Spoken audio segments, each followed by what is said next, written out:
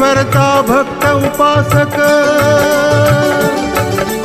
सिद्धेश्वरचा भक्त उपासक चನ್ನबसपा झाला लीन, झाले समर्थ दर्शन श्री स्वामी समर्थ दर्शन, झाले समर्थ दर्शन श्री स्वामी समर्थ दर्शन, झाले समर्थ दर्शन श्री स्वामी समर्थ दर्शन, झाले समर्थ दर्शन श्री स्वामी समर्थ दर्शन।